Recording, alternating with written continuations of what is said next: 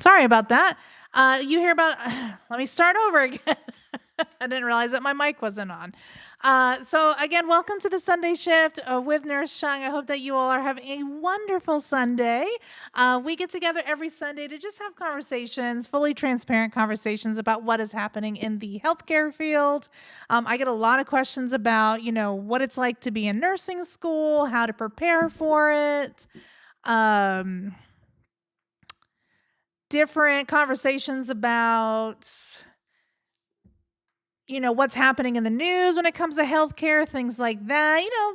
Healthcare is scary, right? Healthcare is not as fun and rainbow sometimes as many people would lead you to believe. So this is our chance to sit down, have a real conversation about what's happening and what's going on. Of course, we can talk things ATITs, but this is just really your time. If you have questions about anything that happens after the fact, this is our conversation. Hopefully you can hear me better now.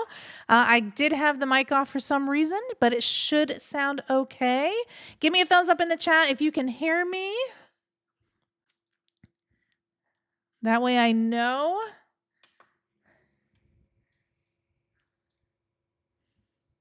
Sweet deal. Okay, perfect. So this is your first time here. Maybe you've been here for a little bit. Let me know if this is your first Sunday shift.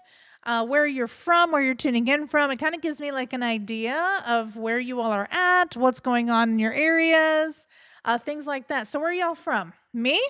I'm from Florida. We got a lot of stuff happening in Florida, a lot of crazy things, of course. So, if something's going wrong, it's most likely coming from Florida. Sweet deal.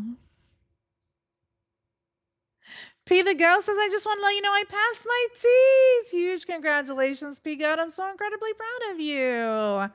You start your classes in January. I love it. Get ready for the chaos. It's going to be chaotic, but it's going to be worth it in the end.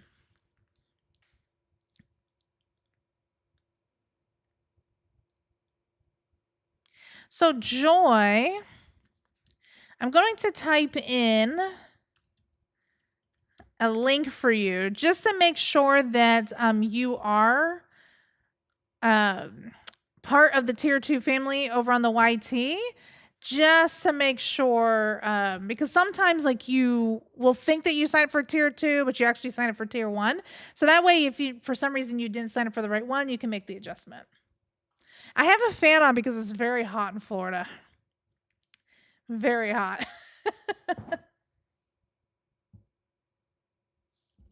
I'm going to be starting nursing school in February. What do you recommend I start studying? Great question, Perla. So if you are starting nursing school and you're trying to figure out how to get started now to get ready, these are the things that I recommend that you do in order to feel prepared. Number one is I highly recommend that you get really intimate with anatomy and physiology. The reason why I'm saying that is because I can almost guarantee you that you're going to have an instructor that's going to say to you, I'm not here to teach you anatomy and physiology. You've already passed that class. You should know.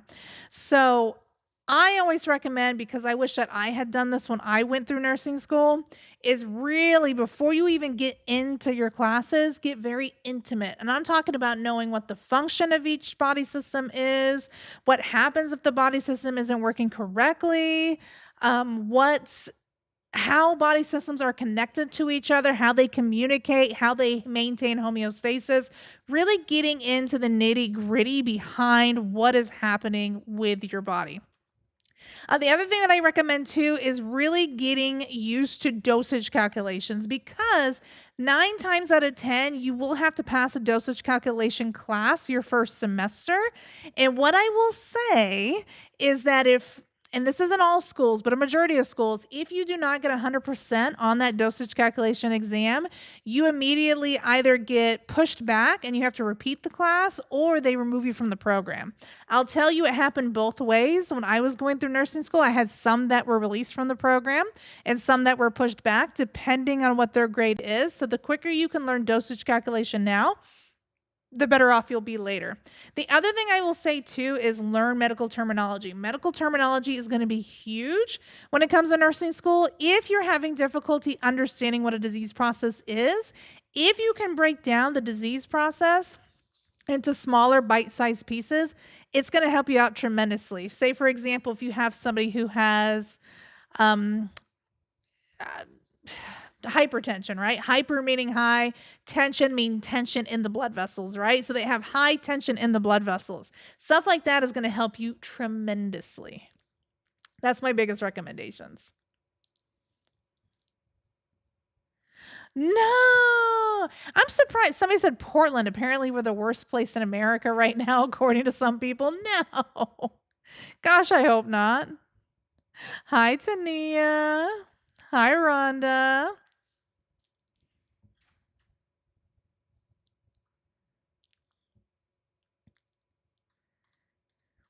I have ATI on Wednesday and I have to study so much and I'm so nervous. What should I do? So, you don't have a whole lot of time right now, is what I'm going to say, which is a little anxiety inducing, right? Because if you think about it, you only have a couple more days of like real study time. That's like Monday and Tuesday. At this point, I would say just do practice questions. Try to understand the rationale behind why things are correct. I think that is probably going to be your biggest saving grace right now instead of trying to learn concepts. And then just go in on Wednesday, take it and see how you do. At least then you've experienced it so you have an idea of the things that you need to know when it comes to the exam. Worst case scenario, if you're unsuccessful the first time, like many of us are, I personally had to take it more than once. I took it twice. At least you've experienced it and you know what's on it. And I would say for your next attempt, give yourself a little bit more time before you take it again.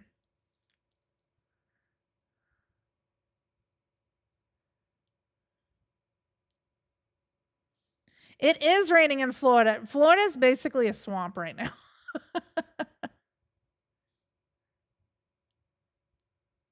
Oh, Regina. Should I take Anatomy 1 and Anatomy 2 at the same time? You can. I mean, I've heard of people doing it. I personally didn't do that. I felt like that was like a little bit too much on my plate when I was going through my prerequisites. So I did split them. I did one in the spring and one in the summer. But that's completely up to you. I have heard people take it. But what I will say is there's a caveat to that because some schools will not allow you to even sign up for Anatomy and Physiology 2 unless you pass the first one.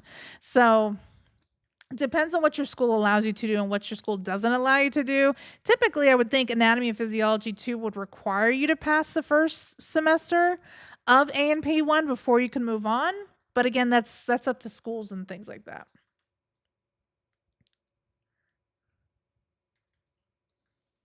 Chewy, what are you licking the floor for, honey?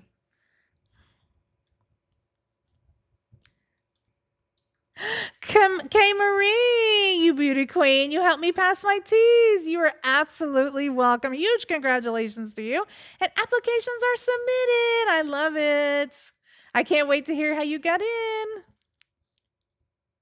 Why am I so beautiful today? I just did my hair. So Nurse Cheung had a sit down with myself probably, I want to say like a couple days ago, almost a week ago now.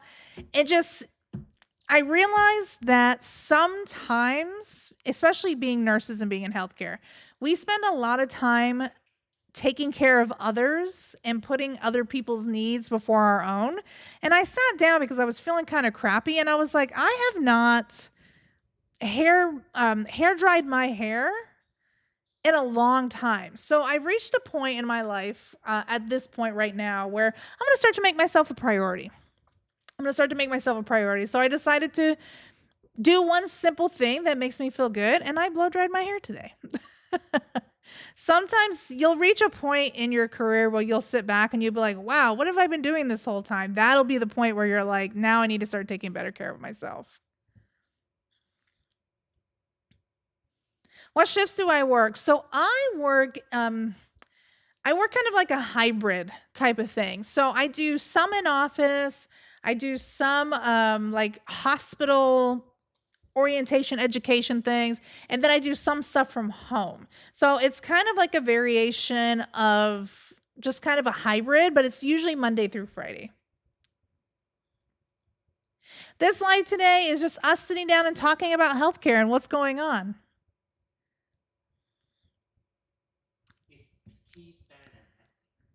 Is a tease better than Hesse? Well, I don't have a whole lot of feedback on that, just simply because of the fact that I never took Hesse, so I can't really speak on it. But from community feedback, from those who have taken both, people have advised that Hesse is way easier. Simply because there's some concepts in Hesse that are not tested that the tease does.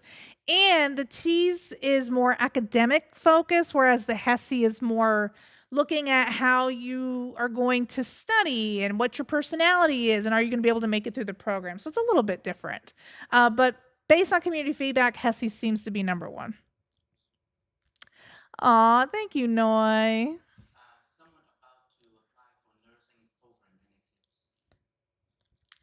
For the application process. So if you're applying for the nursing program, my biggest tips that I can give you is number one, look at what their application requirements are. So typically, there's going to be certain things that they're looking for. They're going to be looking for GPAs. They're going to be looking at your T scores. If you have to have an interview, they're going to put that into place. If you had to write a letter, they're also going to look at that. Some schools are requiring letters of recommendation now just for undergraduate nursing, so they may even consider those as well. Is there any past work experience in healthcare? Did you do any volunteer hours? Things like that. I would look number one at that. That way you have an idea of kind of what they're looking for. If you maybe have a lower GPA, then I would say if for some reason you were not accepted the first time, then I would say go back and redo those classes. See what their policy is on redoing classes. If they look at only the new score, if they combine the scores, if they don't allow you to do that. But that would be my recommendation, is maybe getting a better grade in a class that might be a little bit lower to help boost up your GPA. Remember, usually nursing schools are not looking at your entire GPA. They're only looking at a certain set. So they're usually looking at your sciences, your statistics, your math, like things like that. So they're not looking at everything, just certain things. Number one. Number two is make sure that you get a good Hesse score. Or not Hesse score. Make sure you get a good T's or Hesse score when it comes to your exams. So a lot of times they'll say, oh, this is what we accept. Like maybe they'll say, oh, our minimum is at least a 58. But they don't even really look at people unless you got in the 70s, right? So trying to get as high of a exam score as you can when it comes to that, that'll also be competitive. If you were not accepted the first time, then I recommend maybe doing some volunteer hours, because that looks good on your resume if you did something in a hospital setting or in some kind of healthcare setting. Looking at maybe even if you getting a part-time job in healthcare would also help. There's a number of things that you could do to make yourself look more competitive when it comes to your applications. So look at what their specific application is. Make sure that you are exceeding the requirement, because that's going to help you tremendously. And then number three is knock them out with your interviews. If you do interviews, really look into the school, look into what the school does, look into what their passing rate is. Maybe previous, you could go all over like all nurses and things like that to see people who have gone into the program before, to see like what they did for interviews and things like that. Just like really get into the nitty gritty, talk it out, talk about how much you love it, be memorable. I think that's going to be huge when it comes to applications. Best of luck with that.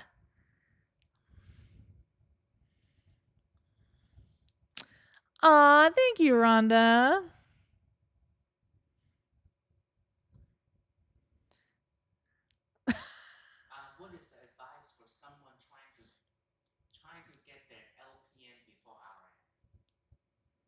What advice do I have?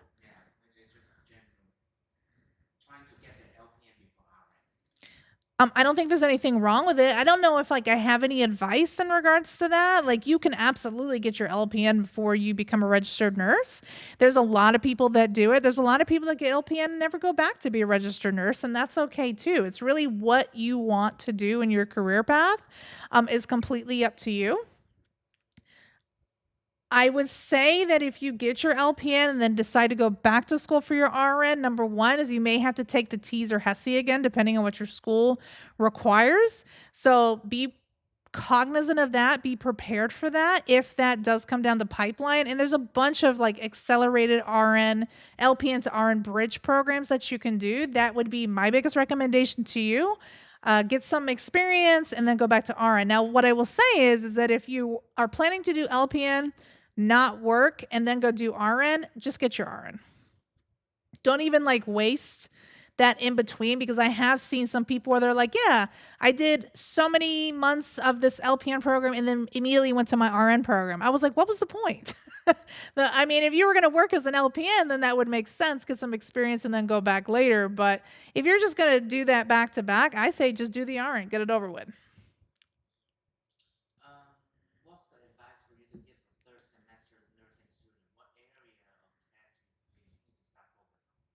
Depends on what your third semester is. So somebody said, what advice would you give a third semester student? Everybody's third semester looks really different. Some people will do like maybe mental health or mother baby. Some people will be in their advanced medical surgical concepts class. I mean, everybody's third semester looks really different. So I would need more information in order to answer that.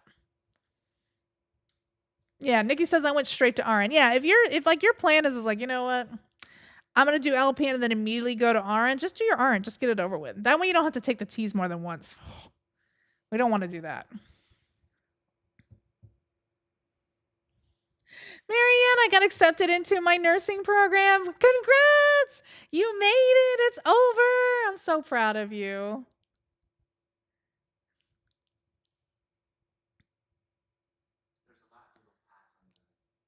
I know there's a whole bunch of you that passed the HESI, you passed the T's. Huge congratulations to each and every single one of you. I'm so proud.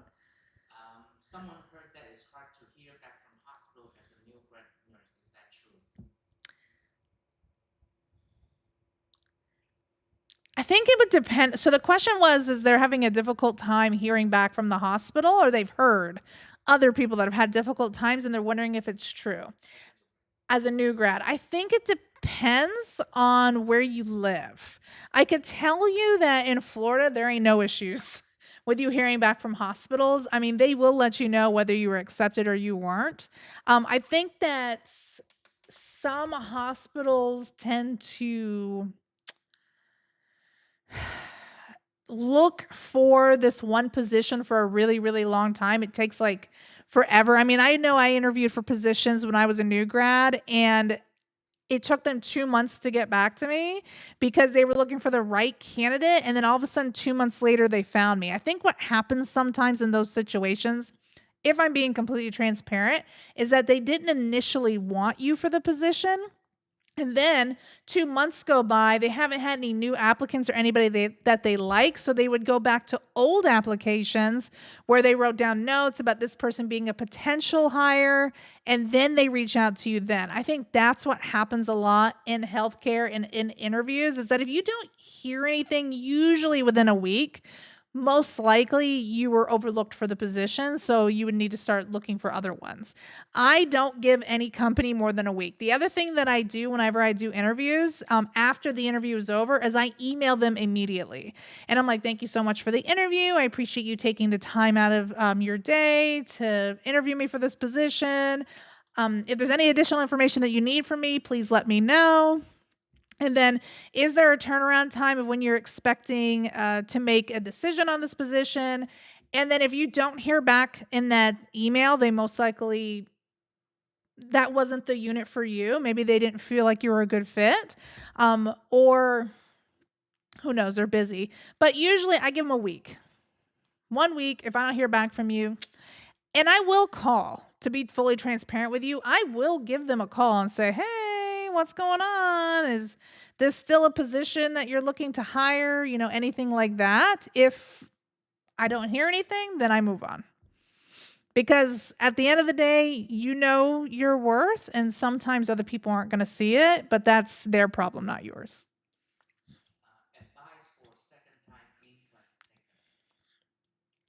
Advice for a second time NCLEX taker. Great question. So there's a ton of resources out there for NCLEX. I would say if you are finding NCLEX very difficult, there are programs out there that are like RN refreshers. So recently I had somebody reach out to me because they had gotten their nursing degree. It's been many, many years, if we're being transparent, but they never passed. And they keep trying to take the NCLEX and they keep failing. And the thing that I tell them is like, no, no, no, no, this is like too much. You're not going to be able to retain this information. It's been too long. So sometimes taking an RN refresher course, it's not a long course. It's just to kind of get you through information that you may have forgotten or may have been more difficult that you weren't able to grasp while you were in nursing school. They can help with a lot of that. I would look in to see if any of those are available in your area or online. Look for a reputable company now. There's a lot of scams out there right now. But yeah, I would look into maybe like an RN refresher course, worst case scenario. In the meantime, practice questions, practice questions, practice questions. That's going to be the biggest thing that's going to get you over this hump, or at least get you through this, because you have to remember NCLEX changed. It's like a next generation now. They supposedly made it easier from what my understanding was, but it seems more difficult because now there's a lot of concept-based questions, a lot of case studies, things like that. So you may either one, take a NCLEX course, take an RN refresher course, and do a lot of practice questions. That would be my biggest thing. Oh, so remember the third semester Yes. taking pediatric and med surge class. Ugh. Those are two of the worst classes to put together. So the person that asked earlier, they're in their third semester and they were wanting advice, right, on what to do. I I severely don't like that they put your pediatrics and your medical surgical class together. I think that's like two of the worst things to put together. One, you're trying to learn pediatrics. In and of itself, I almost failed that class. If we're being fully transparent, every age group has different vital signs, have different milestones, have different forms of care. And then you're also trying to take med surge where you're learning adult concepts, more advanced concepts. It's just the worst. So this is what I would say. Always stay ahead. You have got to be working well ahead than when the deadlines are. If you were like me, my first semester, I was literally down to the wire with a lot of assignments and things like that. It's going to be difficult because you're going to have pediatric clinicals, you're going to have adult clinicals, right? You're going to have pediatric and adult simulations. You're going to have assignments for both, you're going to have tests for both. The more that you can work ahead, the better off you will be when it comes to your reading, when it comes to studying, when it comes to taking notes. Like, you're going to have to be a rock star in a semester that's already really, really, really difficult. So get yourself a calendar, write down all of your stuff. I don't know if you're working. I really hope that you're not working full time, because that is overwhelming in and of itself, if we're just being completely transparent. But if you are, write down your work schedule, write down when you have things due. You might have some late nights, you might have some really, really early mornings. You might have to say no to people that are saying, hey, let's go out this weekend, or let's go have some fun, right? You might have to say no to all that, because right now your life is going to focus around pediatrics and medical surgical. So work way ahead, get your calendar, know that you're going to have some late nights, some early days. When it comes to studying, like specifically, active recall. All day long, it's going to have to be active recall. Get yourself a whiteboard. There's a whole bunch of TikToks right now where people are just basically buying the whiteboards from Home Depot, and then they are using those or hanging them up on the wall. Get you some whiteboards, write out your notes, teach yourself whatever you forget as you're teaching yourself on the whiteboard. Go back to your notes, see what you missed. That's the stuff that you need to study. Continuously do that. Continuously do practice questions. Learn concepts, not just memorization. That's going to be key when it comes to passing those classes. And I'm so sorry that they put those two classes together for you. Ugh, that's the worst. I took mother, baby, and pediatrics at the same time, which in and of itself was a lot. But at least I was kind of looking at the same groups and the same kind of like process. I can only imagine doing med surge with it. Tips for studying medication. Tips for studying medications. My biggest recommendation to you is learn your categories. So you really have to have a good understanding of the categories. Your beta blockers, your antipyretics, start bundling things together is going to be my biggest key, and start learning concepts based on those bundles. Meaning that, for example, beta blockers usually all follow the same kind of thing, right? They're going to lower your blood pressure. They're also going to slow down your heart rate. Learn the mechanism of actions when it comes to beta blockers. Learn the suffixes. Remember, the suffixes are always LOL. Learn your suffixes of your beta blockers, learn your signs and symptoms, but do it in a category, because if you're trying to learn each medication individually, it's not going to happen. Even as somebody who's a seasoned nurse, I've been a nurse now for almost 14 years. We're coming up on it here pretty soon.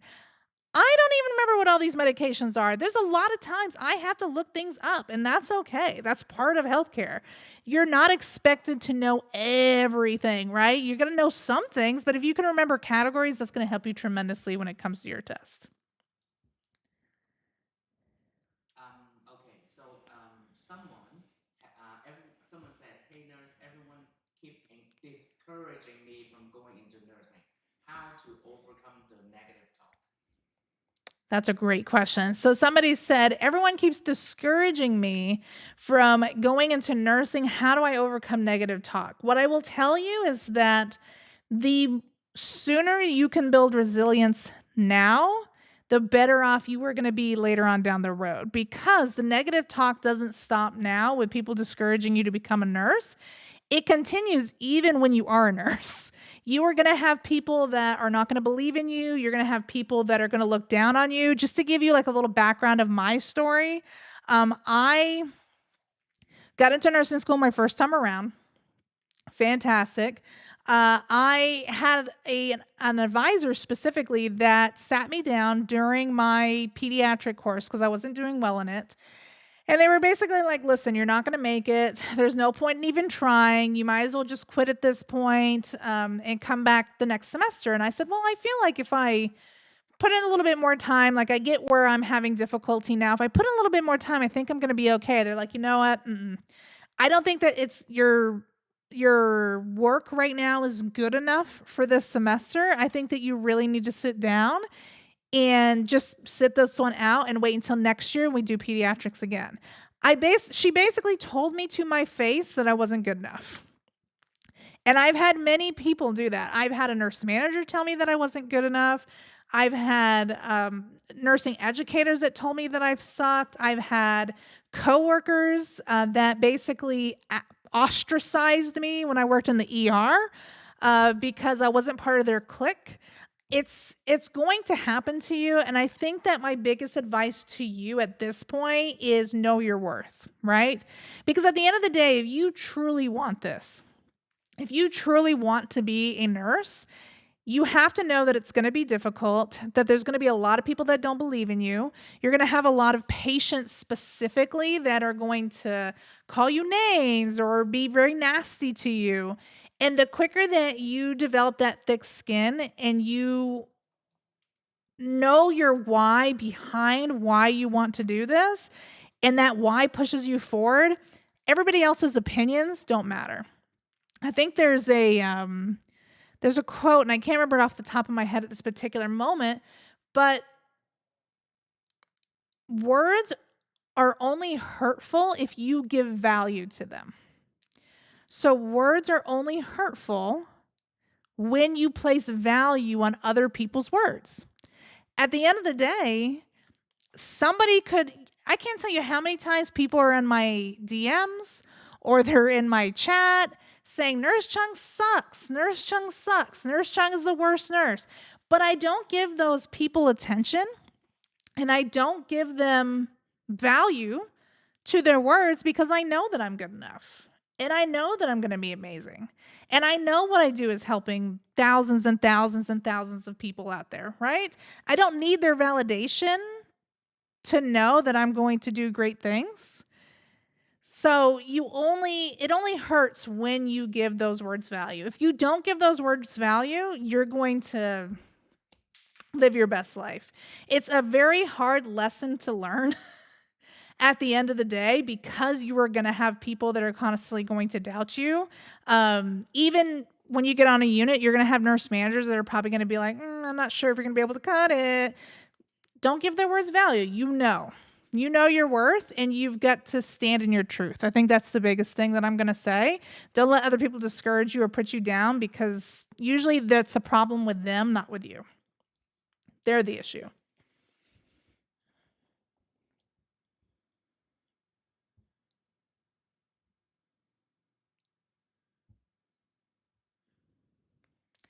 I can't deal with patients calling me names. I can't deal with people who are trying to learn from them. Yeah, listen, you're gonna have patience. I'm telling you, I have been called the worst of the worst. I've been called the C word, the B word, the MF.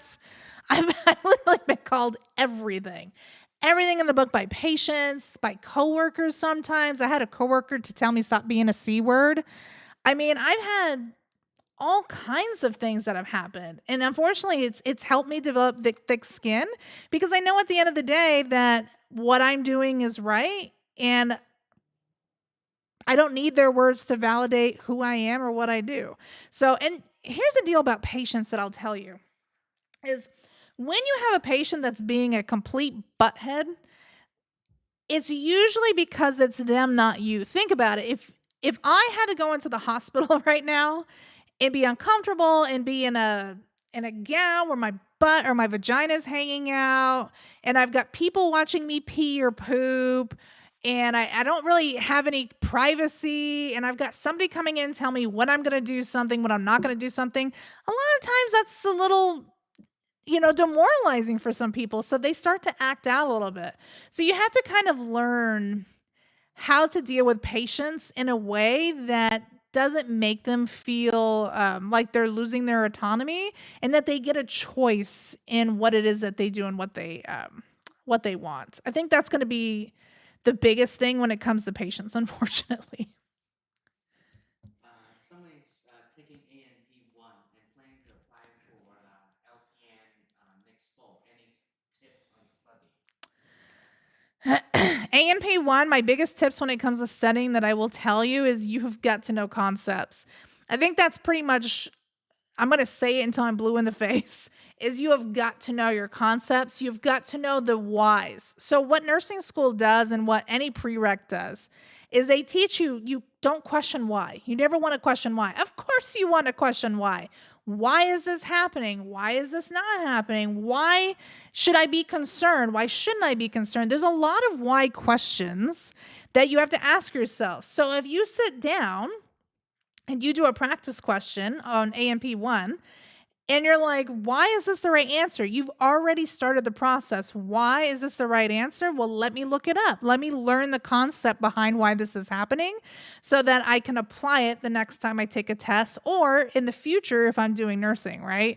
So when it comes to any kind of studying, whether it's A&P, statistics, whatever it looks like, question it. Why is this happening? What is normal? What is abnormal? What happens if something goes wrong? How are the systems talking to each other? How are they fixing things to maintain homeostasis? That's going to be my biggest recommendation to you is asking that why and getting that information. So someone been in the nursing field taking care of patients since 18, and then he or she is 32 now. Is going for LPN worth it? They've been in the nursing field? Yeah, it's like she been in nursing slash taking care of patients since she's 18. I don't know in what capacity. I don't know. I would need more information Yeah. because I see it. I've been in nursing slash taking care of patients. Like I would need, okay, CNA. Okay, there we go. Certified nursing assistant. So now that makes sense. Is LPN worth it? Absolutely. I don't think there's anything wrong with that. There is definitely a pay increase between CNA and LPN, as well as job responsibilities and things like that. Here's what I will say. If you want to eventually become an RN, just do RN. Just get it over with. You've got so much CNA experience. You might as well just like get to that final step and do your RN at this point because that's going to help you tremendously on your applications, more than you think it would, actually. So that would be my thing. But there's nothing wrong with being LPN if you want to work in like a doctor's office or clinics. Hospitals now still are hiring LPNs, things like that. Go for it. There's nothing wrong with that. She's still a baby. Yeah, you're still a baby. I did not go, I'm not going to say what age I went to nursing school. You know why? Because it's going to age me. I did not go to nursing school until late. much later than you would actually think. So I've had people in my nursing program that were 40s, 50s. One person was 65. They had reached retirement age. Their kids had grown up. Their grandkids were growing up, and they're like, you know, I want to be a nurse. It's something I always wanted to do, and they did it and they passed. So you're a baby. You are a baby. But if you want to be an RN, if your eventual plan is to do RN, just do RN, get it over with. As an LPN student, what information should they memorize from the ANP intro? Everything. Everything. As somebody who's going to be going for LPN, what should you memorize from ANP? The introduction of ANP, everything. Honestly, regardless if you're an LPN or an RN, you're still doing some kind of assessment as an LPN. You're not doing the initial assessment. You're not looking at the initial stuff, but you are doing the reassessment. So it's going to be just as important for you to know ANP as an LPN as it will for you to be an RN. So you're going to have to know everything. To become a nurse educator, what is typical or atypical process? What do you mean, Janae? You mean like the application process? Do you mean like working? Like, what do you mean specifically?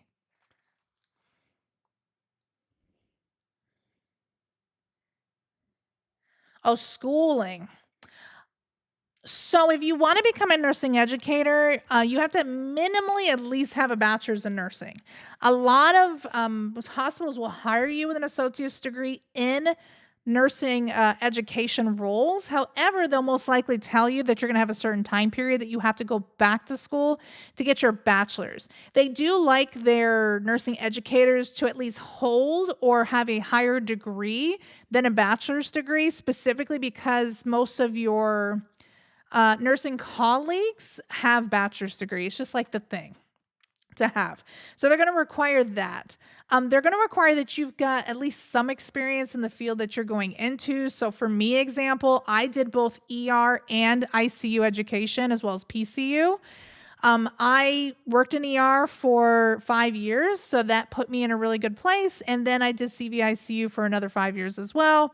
And that also helped me too. So I was able to prove that I had experience. They're always going to ask you about, what is your education plan if somebody wasn't successful, or what are you going to do? So like getting into preceptor roles will be helpful because that'll help you specifically answer those kinds of questions.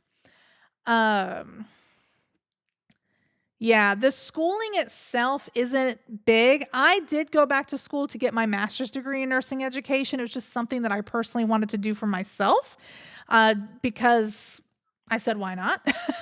So I went back to school to get my master's in nursing education, and that helped me get even further in nursing education. So now I work with corporate. I do a lot of consulting for critical care programs and things like that because I hold my master's degree. Coloring book. Oh. So coloring book says I cried in the bathroom today after a rough day. Let me tell you, we've all cried in the bathroom. I when I was a new graduate specifically, I had a patient who fired me, and I didn't know why. I had been a nurse probably like a month at that point. I hadn't been a nurse very long. And I didn't realize that patients could fire you. It's not something that they talk about. FYI, patients can fire you from their care if they don't like you for some reason or if they feel some kind of way about you. So I had a patient fire me, and I literally went into the bathroom and cried my eyes out because I was like, I don't understand. I was already having a rough shift, and then this patient fired me. Come to find out, it was the wife that fired me because the patient was commenting on how pretty I was. Well, had I known that, I wouldn't have cried. But it was just the point is that there's going to be something that's going to affect you, whether it's like a patient death, whether you're having a really bad day, whether the night shift left you a whole list of things that you need to do because they couldn't get to it on nights. Same thing with day. Day shift does it all the time too. I had it both days and nights. Like, there's always going to be something that's not going to make your day good. You're going to have a patient that's a complete butthead. You might have a Baker Act that's just losing their mind. Like, there's always going to be something that's just going to put you over the edge. Just know that crying, I don't want to say the word normal because it shouldn't be normal, but it is a part of the process. I've cried not only in nursing, I've cried in other jobs too. Lots of other jobs outside of healthcare. Just know that, let yourself grieve. It's okay to cry. I hate these people out here that it's like, you shouldn't be crying at work. Sometimes it's okay to cry. When you tell somebody that it's not good to express their emotions, it puts emotions in a negative light. And I hate that. It drives me insane. It's okay to cry. It's normal to cry. You can't tell somebody whether their emotions are valid or not. Oh, well, working in healthcare, you shouldn't be crying in healthcare. You can cry. It's okay to cry. Healthcare is hard, right? That's why nursing school is so hard. That's why getting your NCLEX finished and getting your RN is hard. Like, healthcare is hard. You're going to see a lot of like really sometimes traumatizing stuff, if we're being fully transparent. I've seen child abuse cases. I've seen elderly adult abuse cases. I've seen disability abuse.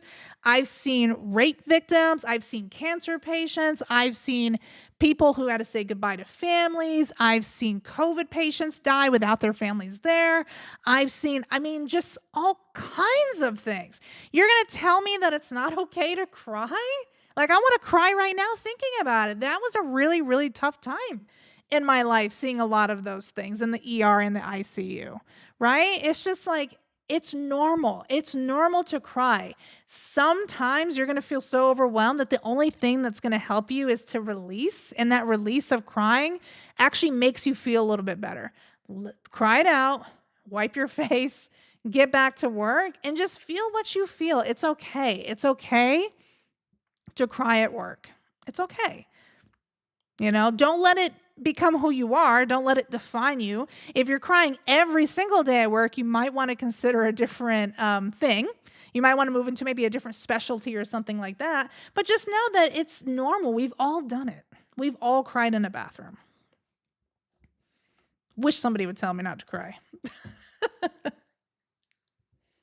Patients will fire you. It is what it is. There's plenty of other patients. Yeah, that's the whole thing.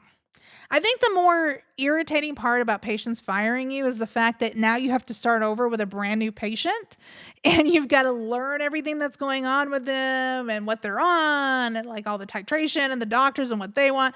That's probably the most irritating part of it than anything else. It's not so much the firing now. It's just the fact that now I have to start over. Thanks. Is it better to get my ADM before my BSN? I just graduated high school and I'm thinking about costs. You can listen. You don't have to get your bachelor's. You don't. Especially prior to becoming a nurse. You can absolutely 100% get your associates first and then go work and then maybe a couple years down the road, go back to school and get your bachelor's and have the hospital pay for it. There's nothing wrong with an associate's versus a bachelor's. I personally don't feel like I learned anything else in my bachelor's degree that would have helped me be a nurse as an undergraduate. I don't think that there was any, like all the papers I wrote and things like that. I don't think that I learned anything different. I think the bachelor's degree just gets you prepared to step into your graduate studies if you want it to be like an NP, CRNA. There you go. If you want to be a CRNA, see, I was getting to it.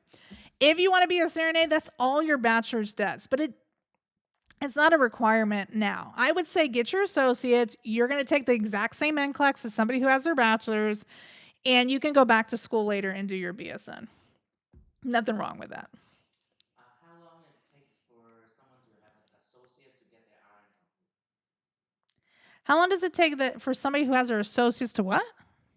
After someone associate, how many years for the RN to be completed? That's what it said. I'm confused. Trying to have after associate to get a BSN. So your associates will take you 2 years if you're going to a school that's not an accelerated program. I don't agree with accelerated associates programs when you've no experience in healthcare. I think that it's putting you at a detriment. That's just my personal opinion. But associates should take you at least 2 years. Your bachelor's, depending on where you go, will take you another like 1.5 to 2 years. If you decide to Go back for your nurse practitioner, that's another 2 years. I can't speak on how long CRNA schools because they're so different. All CRNA schools are all over the place, so in regards to the time frame. So I can't speak on that, but just for your RN, when you finish your associates and you take your NCLEX, you're an RN. I just want to be very clear because sometimes there's confusion regarding this. When you finish nursing school, you are not a registered nurse. I don't know if everybody knew that. So when you complete your program, you have an associate's or a bachelor's in nursing, but it doesn't mean that you are a registered nurse. You have to sit for your board certification. That's your NCLEX RN, your NCLEX PN, whatever that looks like. Once you pass that, then you are a registered nurse. There's a big difference. I know that some people, I had like one person that came to interview for a position at the hospital, and we said, "Oh, how did your NCLEX go?" And she's like, "Well, I haven't taken it yet." "Oh, okay. When are you planning on taking it?" "Well, I don't know. Maybe like 6 months from now or so." Well, you can't work as a registered nurse until you take your NCLEX. You're technically not anything at that point until you have your board certification. So yes, just an FYI. So someone asked, should she go for ICU or ER? Been out of school but have been an EMS for 7 years. Oh, you've been in EMS for 7 years? Depends. So I know that EMS are usually adrenaline junkies, just from my personal experience with working with EMS in the ER. A lot of times, if you're like really wanting some adrenaline, ER is probably going to be the way to go. If you want more of a controlled chaos, meaning that you're going to see a lot of high acuity level drips, patients hopefully not deteriorating too much. Of course, that's why they're in the ICU. We want to make sure that they're healthy and that they're okay. But just like a little bit more of a controlled chaos, then I would say ICU. But if I'm being completely transparent, every EMS person that I've worked with that would deliver patients to the ER usually ended up becoming an ER nurse. Because you get into the ICU and then you get bored. So that's why a lot of them would go into the ER. Do you think 50 year old is too old for nursing school? Heck no. Somebody said, "Do I think 50 years old is too old for nursing school?" Look at my face. You do whatever makes you happy. If you want to be 50 and you want to be in nursing school, do it. I've had somebody that was in we've had people in their 50s. We've had people 65. I mean, if that's what you want to do, do it. Don't let society or anybody in nursing try to tell you that you're too old to do something, because at the end of the day, you're not. You're not too old to do something. If you want to be an RN, you want to work in the hospital, you want to make good money, and have control over your hours, only work 3 days a week, do it. You know what I'm saying? Age is just a number. It's really how you feel. You know what I'm saying? If you feel like a spry 30-year-old like most of us do, then do it. You know what I'm saying? Don't let anybody tell you otherwise, right? Society's got unrealistic expectations sometimes on the general population. What are the disadvantages of being an LPN or RPN? What are the disadvantages? I don't think that there's a whole lot of disadvantages, and I honestly wouldn't even call them disadvantages.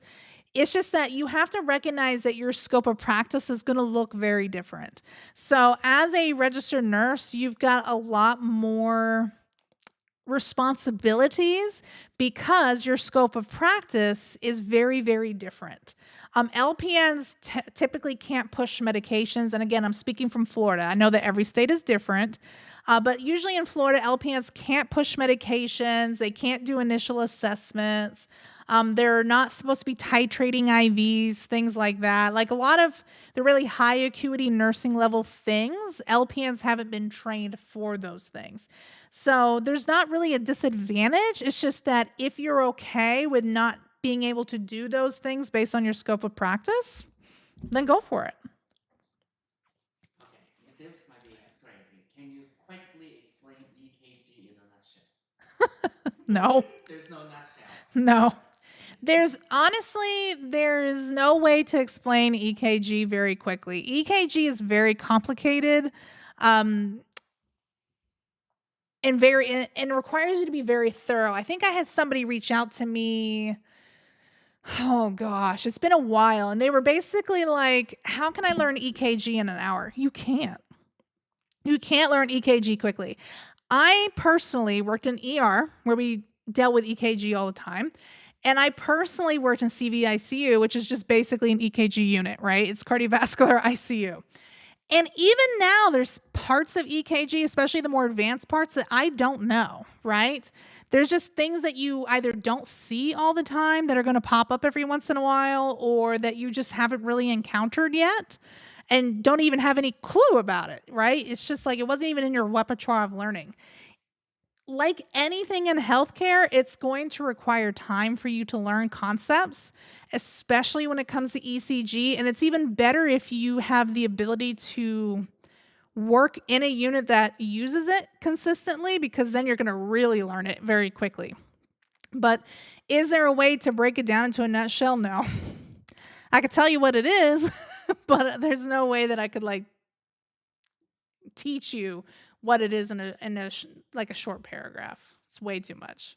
What is your suggestion in working in senior living or hospital? Which one is bad? Senior living versus hospital? Yeah. I I don't think that any of them are best. If we're being completely transparent. Here's the deal. And here's like what I was talking to Mr. Chung about recently is that regardless of what you do, whether you do senior living, whether you do hospital, whether you do doctor's offices, every single job is going to have its own set of issues, right? Every single job is going to have its own set of issues. So when I hear people that'll be like, oh, I don't really want to do this anymore, I'm going to do something else. Okay, well, what's the issue? Oh, well, I don't really like my manager here. Well, guess what? You're probably not going to like your manager where you're going either. So sometimes you just have to kind of pick like what your heart is. But here's the deal.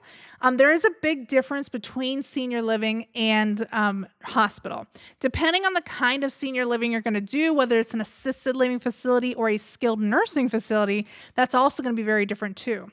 So, assisted living means that the residents are generally independent. They can kind of live on their own. You don't have to do a whole lot for them. Just provide just general nursing care. That can get bored really quickly sometimes, depending on if it's not something you're really interested in.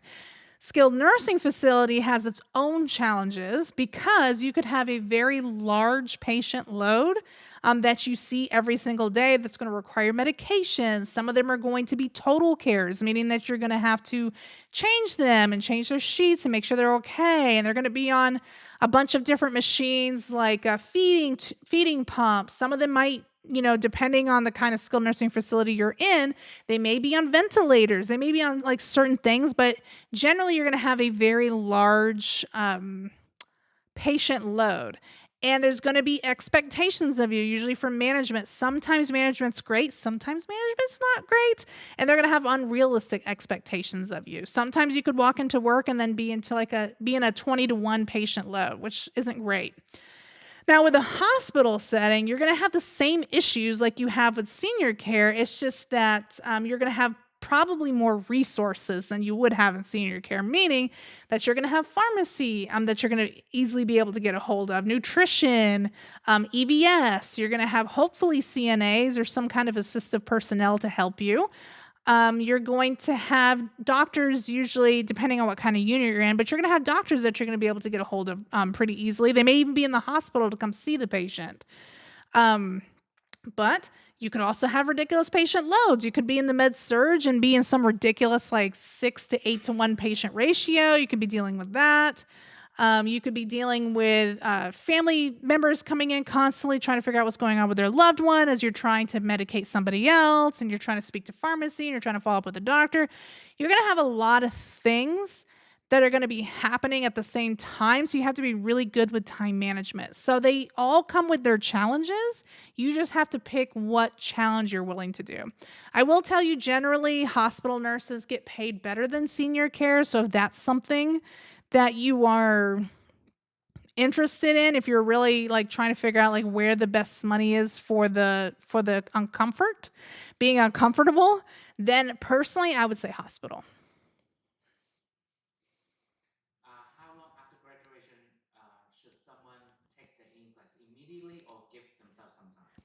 Take it as soon as you graduate. So here's the deal. Um, Based on personal experience from people that I went to nursing school with, when I graduated from nursing school, I think I waited like 3 weeks, and then I went and took my NCLEX. Because here's the deal, the NCLEX is gonna test you on everything: medical surgical concepts, mother baby, pediatrics, mental health, medical surgical advanced concepts, your fundamentals, your pharmacology. It's gonna test you on all of that. So the longer that you wait to take your NCLEX, the more that you're gonna forget a lot of that information that you learned in school. So I always recommend the as soon as you get that ticket to test, that ATT, sign up.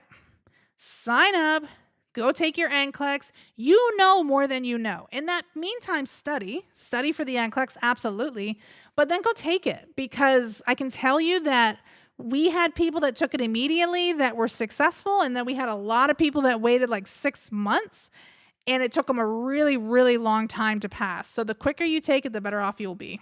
That's my recommendation. Don't procrastinate.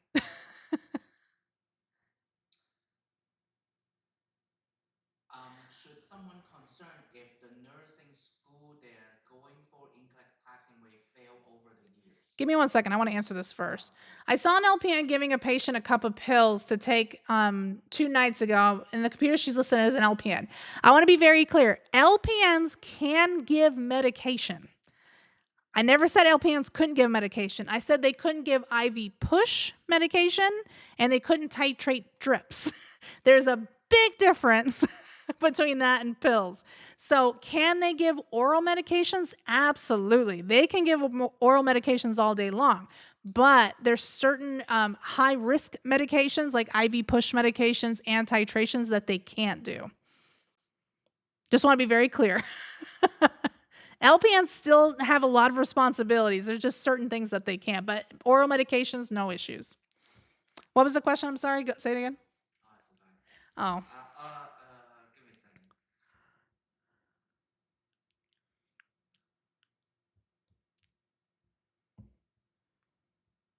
Oh yeah. Should someone be concerned if the nursing school they're going for that NCLEX passing rate keep falling over the years? oh yeah. So somebody said, should I be concerned if the NCLEX passing rate has continuously been falling over the years? Yes. That tells you that most likely they're not teaching their students in a way that's helping them be successful when it comes to the NCLEX. So I would have a lot of questions about that school. Number one is that school nationally recognized? That's my very first question.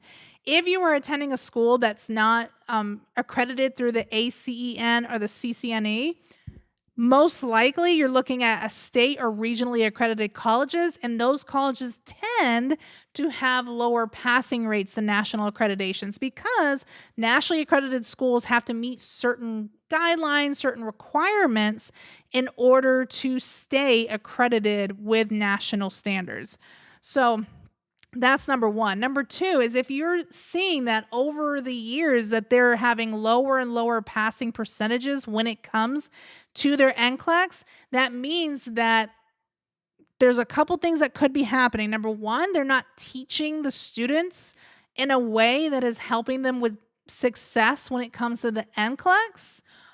Or number 2 is that they're teaching them based on old standards. So you have to remember, just like with ATITs, it changes as time goes on. So if you're seeing that these schools are diminishing in regards to their NCLEX passing rates, then they might be teaching old standards, or they're just not a good school and they're not teaching their students well. I can't tell you how many times I've had people message me about these smaller schools saying that they're not teaching me anything. I feel like I'm learning on my own. And then they get to NCLEX and they're not successful. It speaks volumes. Really do research on your schools to see if it's worth going to those schools. Where can I find what accreditation and So, where can you find it? So, if you go to, I'm going to pull it up right now. And So there's two things. There's the ACEN, which stands for the Accreditation Commission for Education in Nursing. That's one. And then there's the CCNE, which stands for Commission of Collegiate Nursing Education.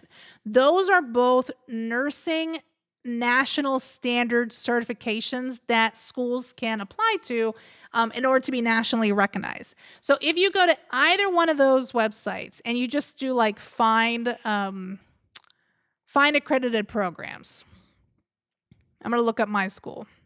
So we'll say Florida Baccalaureate, and then let's do Seminole State because that's where I went. Oh, Seminole State might be ACN. Hold on. Credited. In Florida, Baccalaureate.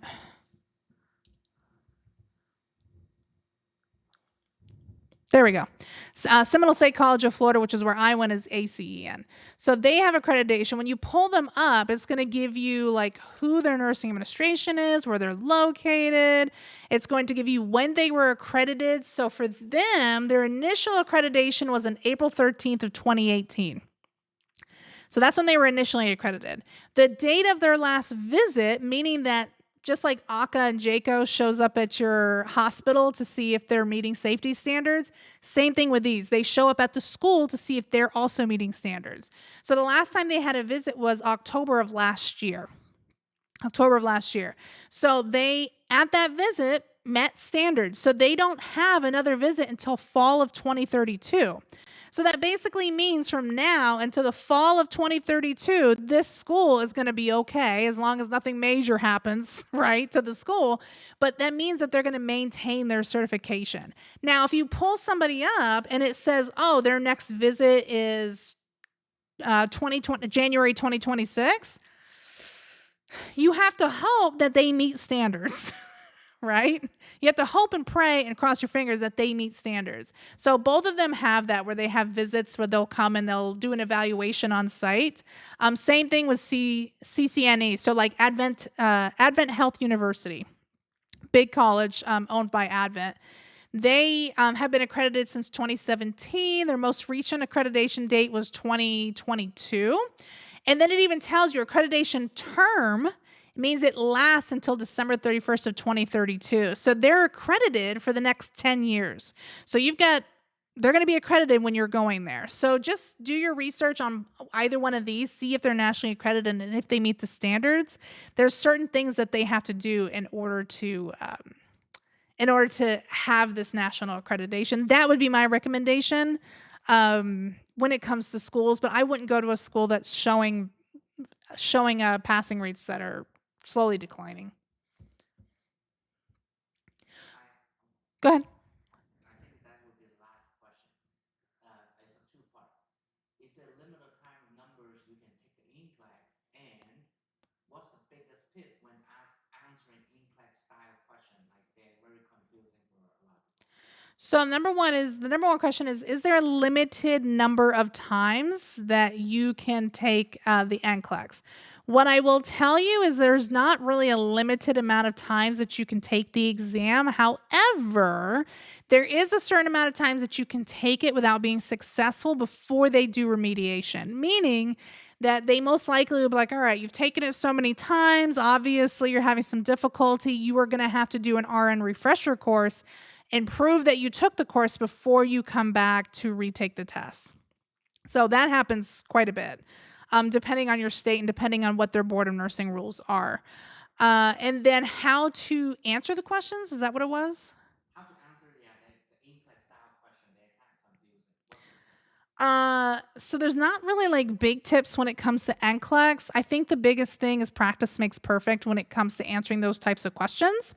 So I would recommend investing in a really good NCLEX review course. There's like a whole bunch out there that people recommend that are typically pretty good. The biggest thing with nursing and NCLEX in general is that a lot of times all the answers are correct, but only One answer is like a little bit more correct than the others. So sometimes you're going to have to use like Maslow's hierarchy of needs to kind of figure out like what would be priority over something else, using like prioritization. Here's the deal, y'all. Nursing is very complicated. NCLEX is very complicated. So the types of questions and things you will see will be complicated. So the way that the NCLEX works is that they start off with like not so complicated questions.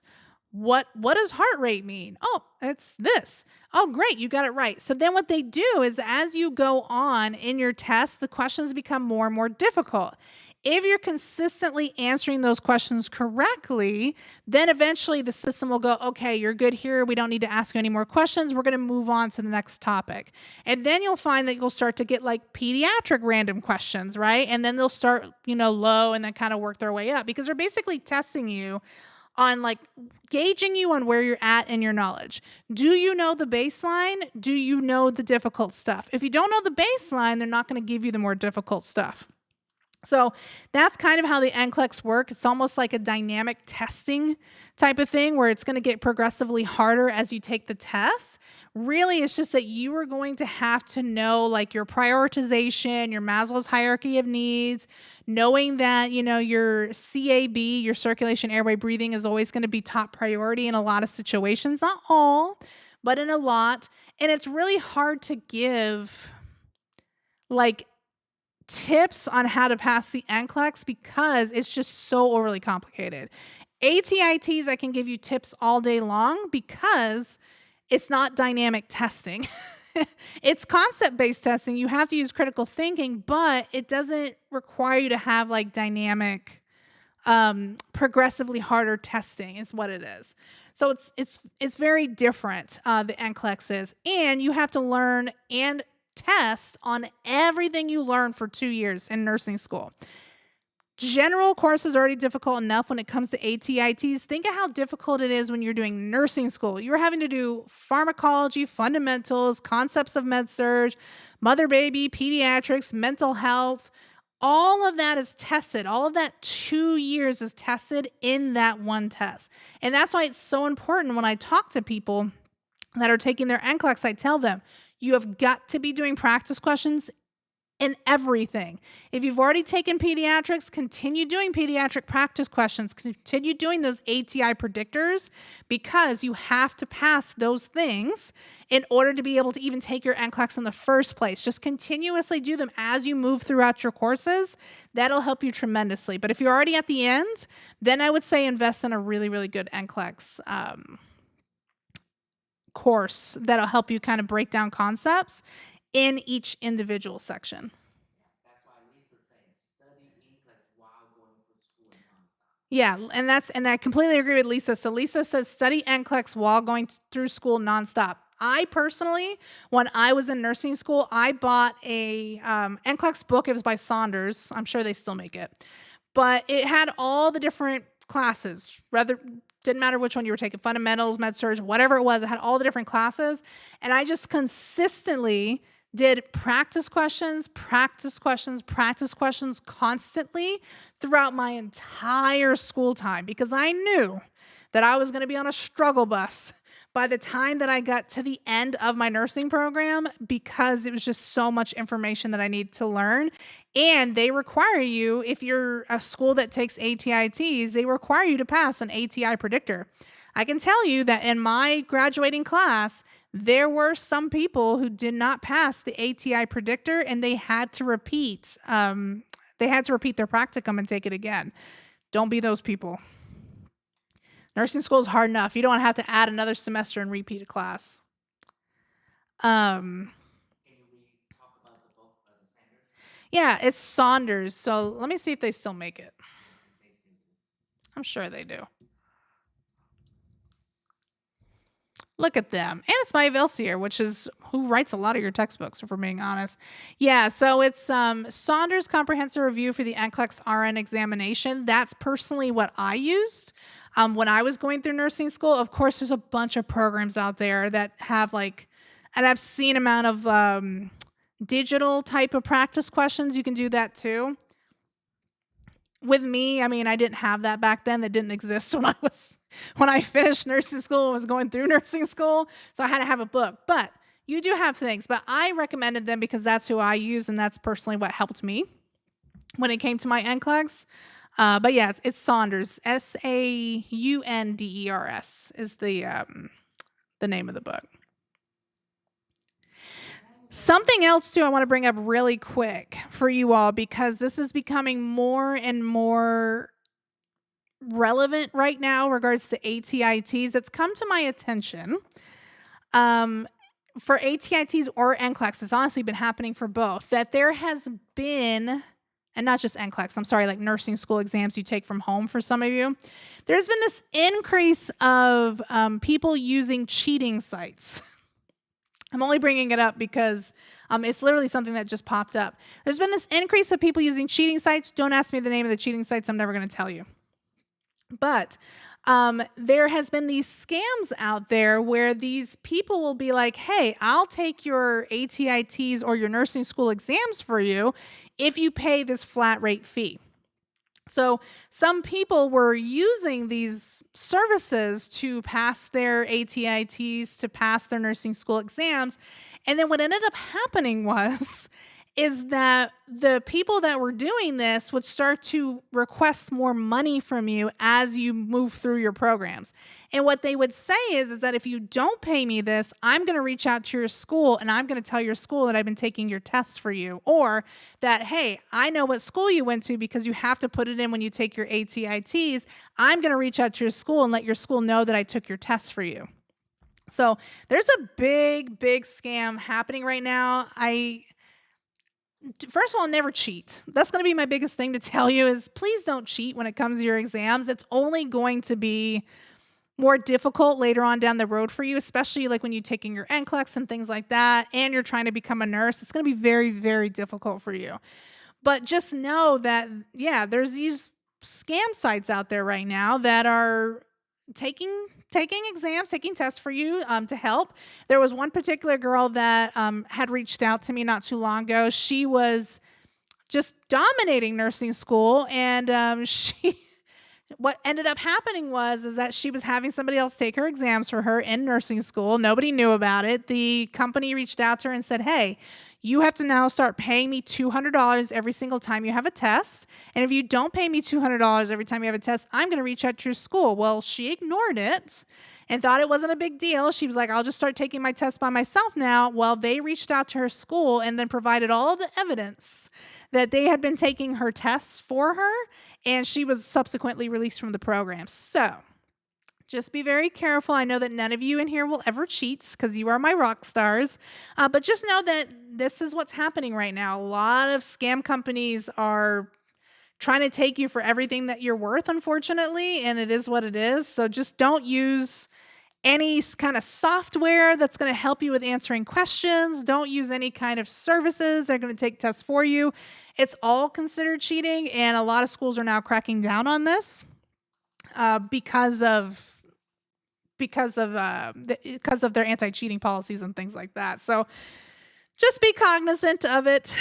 Unfortunately, sometimes retribution happens. I didn't have a whole lot of advice for her. I was like, I'm sorry that happened to you, but at the end of the day, you were doing something that was against your school's policy and honestly is a disservice to patients that you would take care of in the future, because you are required to know this information. And if you're just sitting back while somebody else takes your tests, you're not going to be really prepared when you get into the profession. So just be cognizant of it. I'm just bringing it up because I thought it was like, wow, I wasn't even aware that this was happening. I know of a lot of scams, but that wasn't one of them. So yeah, just be cognizant that it is happening out there, and schools are now cracking down on it quite a bit. Just in case you're at one of those schools that you would take some tests from home or something like that. All right, y'all. I think that is it for tonight. Thank you so much for coming. This was fun. Y'all had some really, really good questions. We had a really, really good time tonight. Hopefully, I helped provide a little insight into healthcare and how not so scary it needs to be, and how, I mean, it's chaos. It's chaos, but it's It's what you make of it. It's the kind of chaos you make of it. We will be back tomorrow for ATIT Science. We're going to be doing a 2-hour live because we will not be live on Tuesday and Thursday.